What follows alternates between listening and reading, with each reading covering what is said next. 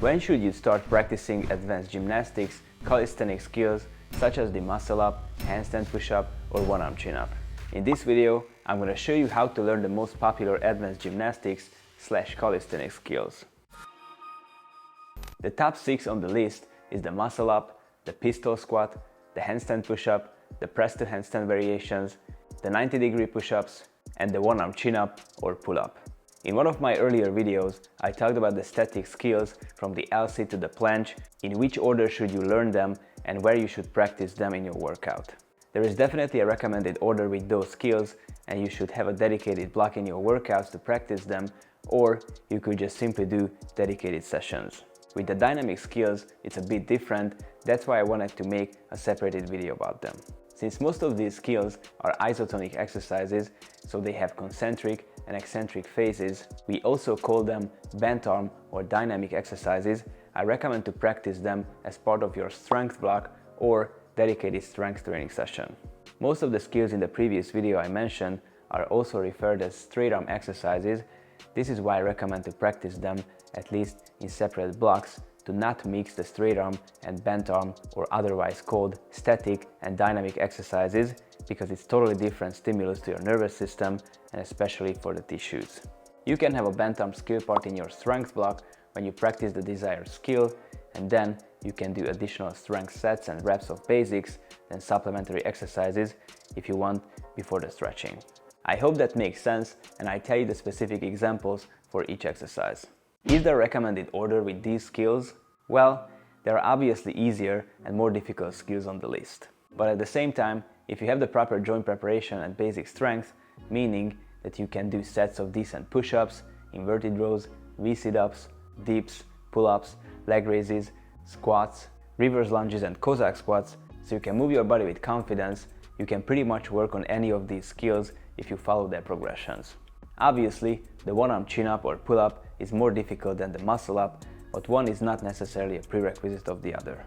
However, for example, in case of the handstand push-up and the 90-degree push-up, the handstand push-up is a prerequisite and worth to learn sooner than the 90-degree push-up. As you can see, there is no common rule. The topic of these skills is pretty complex, but regardless, I'm going to follow a reasonable order that worked for many of my students. Now, let's see the top 6 exercises. When should you train them and what are their prerequisites? The pistol squat is an advanced unilateral leg exercise that helps you to build significant strength and size with your body weight only. It requires mobility, stability, and balance due to the single leg work. If you have the right ankle and hip mobility, as well as knee stability and core strength, you have a decent basic lower body strength from doing squats, reverse lunges, and Cossack squats. You can start working on the pistol squat. Simply do its progressions as part of your full body circuit or dedicated leg workout and follow the step-by-step progressions until you get to the full pistol squat. Most people have issues with the ankle mobility here. You might need to focus on some extra mobility work even if you can do regular squats. You can find mobility exercises for the ankles and hip on the channel, and I talk about the pistol squat in more details in another video. The muscle up is an iconic skill of gymnastic strength, calisthenics or street workout training, which consists of a pulling movement, a transition and a pushing movement. You can perform the muscle up on the rings or on the bar. You definitely need proper joint preparation and basics with perfect form for the muscle up, plus you need a bit more for both equipment. For the ring muscle up, you need to do the so-called false grip when you wrap your hands around the rings. This makes the transition possible from the hanging position to the supported position if you do strict form. Good pulling strength, range of motion, and stable straight arm support are also really important. On the other hand, for the bar muscle up, a really important prerequisite is the high pull up. You need to pull so explosively that your chest goes over the bar. The higher you pull, the easier the muscle up will be. So after you have the proper joint preparation program and basics with perfect form, you either need to start practicing those on the rings plus the false grip, or you need to start working on the high pull-ups. Either way, you can practice these and later the progressions and technique of the muscle up as part of your strength block as a dedicated dynamic skill block. Once you maxed out your potential there, you can do sets and reps exercises for hypertrophy after. In my experience, most people start and succeed with the rings muscle up first. This is because for most of them, it's easier to learn the false grip and the ring technique than the high pull-up. Explosiveness is an ability that is harder to improve, it takes more time. I definitely recommend to start with the ring muscle up and then work on the bar muscle up. The handstand push-up is the best bodyweight shoulder exercise. It's the military press of bodyweight training.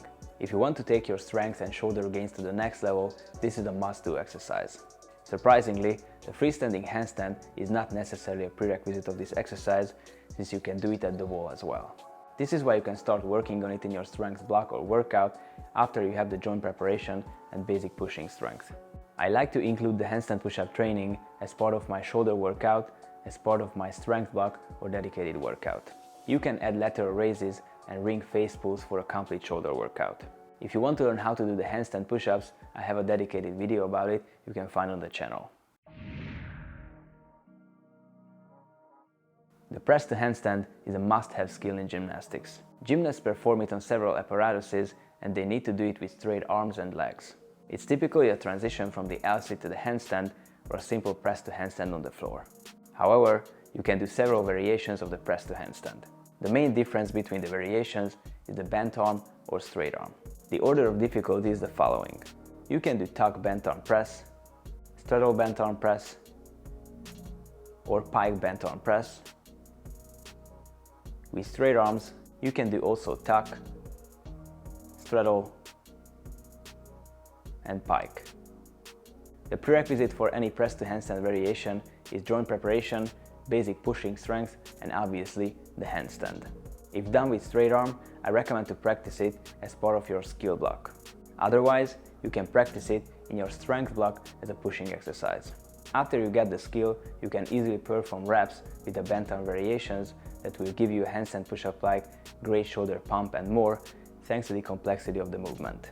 I made video about the best exercises for the press to handstand as well that you can find on the channel. The 90-degree push-up is another iconic gymnastic strength or calisthenics move. It's similar to the handstand push-up, the difference is that you need to descend to the bent arm lever and push back up from there. The prerequisites beside the joint preparation and basic pushing strength are quite strong. You need to be able to hold a decent freestanding handstand and definitely need the strength of some handstand push-ups. Even like that, you need to work on the progressions of the 90-degree push-ups to get used to the technique and build up the strength. You can also practice this exercise as part of your strength block or workout as a pushing or shoulder exercise. The one-arm chin-up or pull-up is the top of the pulling strength. If you can do pull-ups or chin-ups with one arm, you pretty much maxed out bodyweight pulling strength. The one-arm chin-up is usually performed on the rings more, but of course it can be done on the bar as well, and the one-arm pull-up is more a pull-up bar exercise. I personally learned the one-arm chin-up on the ring first, then on the bar, and finally the one-arm pull-up after I had a decent basic pulling strength. I haven't done weighted pull-ups or chin-ups. I know it's surprising, and I know there are definitely transfer effects of those, but in my opinion, practicing the progressions and teaching your body specifically that technique worth more, and I did that. In the one-arm chin-up, so with underhand grip, you can perform a cleaner, full range of motion rep.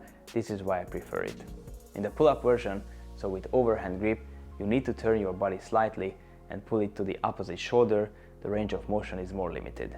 I recommend to practice their progressions as part of your strength block or session in the first half, do your best, and then you can still do some reps and sets with some easier pull-up and chin-up variations. And as I said, you don't necessarily need to do weighted reps, however, they can be definitely helpful. If you want to get to these skills and learn them easily after a thorough joint preparation process and basic strength program, click the link below and download the Gymnastics Method app in the App Store or Google Play Store, become a member and get full access to all programs, tutorials, daily workouts and much more. If you like this video, give it a thumbs up and subscribe for more. If you haven't watched my earlier videos about the advanced moves I mentioned, watch them on the end screen now.